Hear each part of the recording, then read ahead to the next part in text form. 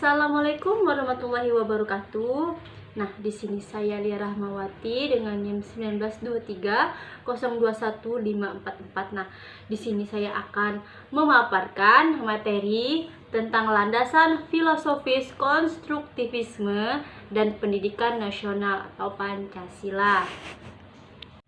Nah, di sini ada landasan filosofis pendidikan konstruktivisme. Nah, untuk itu kita mengetahui terlebih dahulu apa sih konstruktivisme.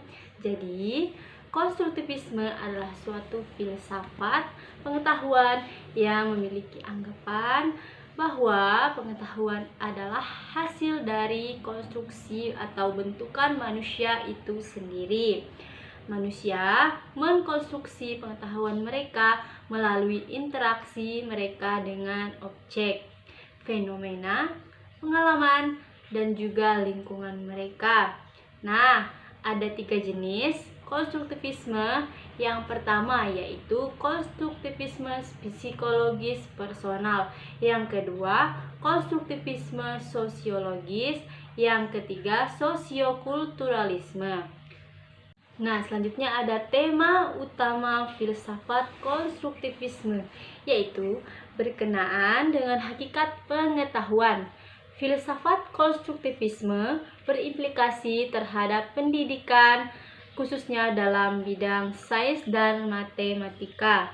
Pada tahun 1710, Giambattista Vico dalam karyanya De Antiquissima Itholarum Sapientia mengungkapkan filsafatnya dengan berkata, Tuhan adalah penciptaan alam semesta dan manusia adalah tuan dari ciptaannya.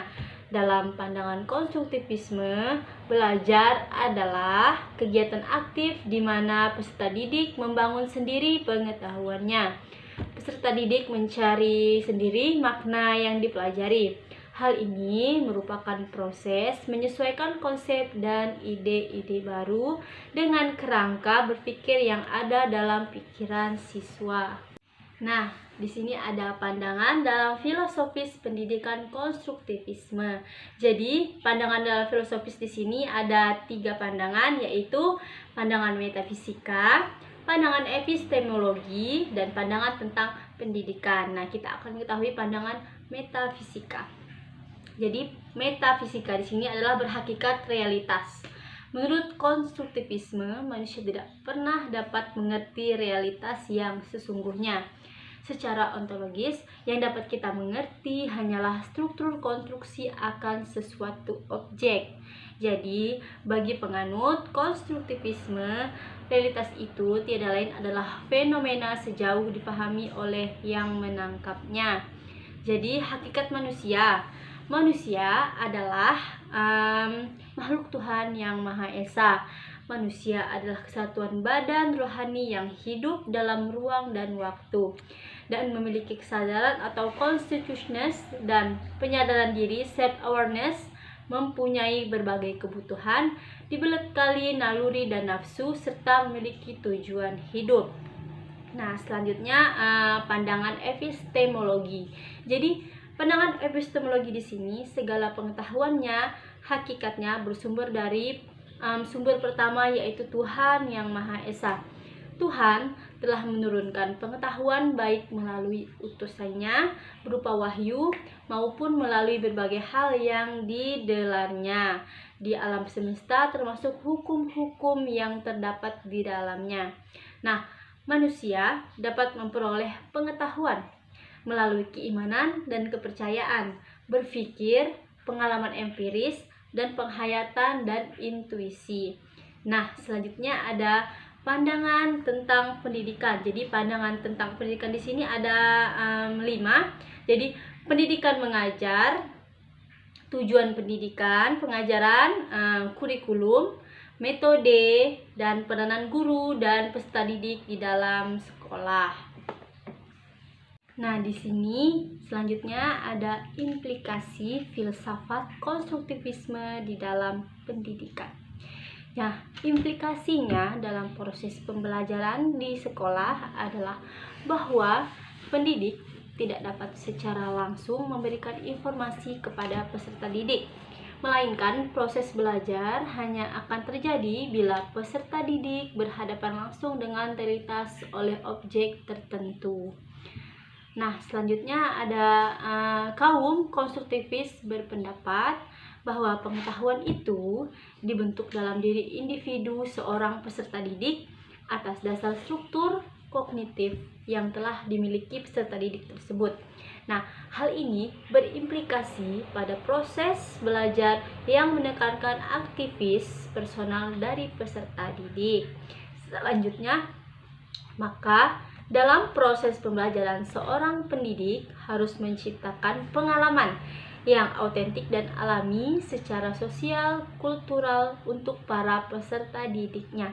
Nah, materi pembelajaran sungguh harus kontekstual, relevan, dan diambil dari pengalaman sosio budaya setempat.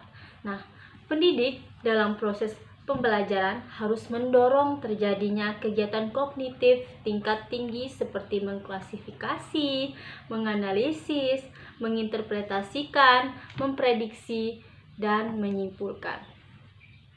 Selanjutnya ada landasan filosofis pendidikan nasional Pancasila. Jadi, Pancasila adalah dasar negara Republik Indonesia. Pancasila yang dimaksud adalah Pancasila yang rumusnya termaktub dalam pembukaan Undang-Undang Dasar 1945, yaitu ketuhanan yang Maha Esa, kemanusiaan yang adil dan beradab, persatuan Indonesia, kerakyatan yang dipimpin oleh hikmat kebijaksanaan dalam permusyawaratan perwakilan. Jadi, keadilan sosial bagi seluruh rakyat Indonesia. Nah, karena Pancasila adalah dasar negara Indonesia, implikasinya maka Pancasila juga adalah dasar pendidikan nasional. Nah, karena Pancasila adalah filsafat hidup bangsa Indonesia, maka pada hakikatnya bangsa Indonesia memiliki landasan filosofis pendidikan tersendiri dalam sistem pendidikan nasionalnya, yaitu filsafat pendidikan yang berdasarkan Pancasila. Oleh sebab itu, kita perlu mengkaji lagi nilai-nilai Pancasila yang dijadikan titik tolak dalam rangka praktek pendidikan maupun studi pendidikan. Nah, selanjutnya ada konsep filsafat Pancasila. Jadi, Pancasila dan metafisika bangsa Indonesia meyakini adanya Tuhan Yang Maha Esa sebagai causa prima. Keyakinan ini menjadi pondasi terhadap seluruh perilaku bangsa Indonesia untuk kehidupan bernegara.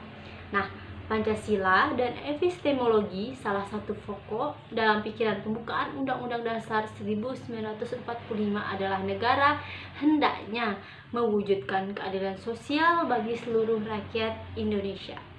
Nah, pokok pikiran ini mengandung makna bahwa negara berupaya meningkatkan keadilan sosial, kesejahteraan hidup rakyat melalui pembangunan di segala bidang. Semuanya harus didukung melalui pengembangan ilmu pengetahuan. Pancasila dan aksiologi, ilmu dan teknologi merupakan pondasi suksesnya pembangunan. Namun, sukses tersebut memerlukan disiplin dan manusianya itu sendiri. Nah, selanjutnya ada implikasi filsafat Pancasila bagi pendidikan. Yang pertama ada integral. Kemanusiaan yang diajarkan Pancasila adalah kemanusiaan yang mengakui manusia seutuhnya. Hakikat ini merupakan hakikat manusia sebagai subjek yang dapat dididik. Nah, selanjutnya yang kedua yaitu etis. Nah, etis di sini Pancasila mengandung nilai-nilai moral yang menjadi pedoman tindakan dalam setiap bidang kehidupan. Jadi, pendidikan harus selasar dengan nilai-nilai Pancasila. Nah, selanjutnya ada religius. Nah, religius di sini adalah Pancasila mengakui Tuhan sebagai Maha Pencipta dan sumber eksistensi. Filsafat Pancasila mengimplikasikan bahwa kegiatan pendidikan harus memenuhi kembang nilai-nilai moral 5 sila Pancasila pada diri subjek didik melalui berbagai kegiatan. Nah, sekian pemaparan dari saya tentang materi landasan filosofis konstruktivisme dan pendidikan nasional atau Pancasila. Apabila ada salah kata, mohon dimaafkan. Jadi, wassalamualaikum warahmatullahi wabarakatuh.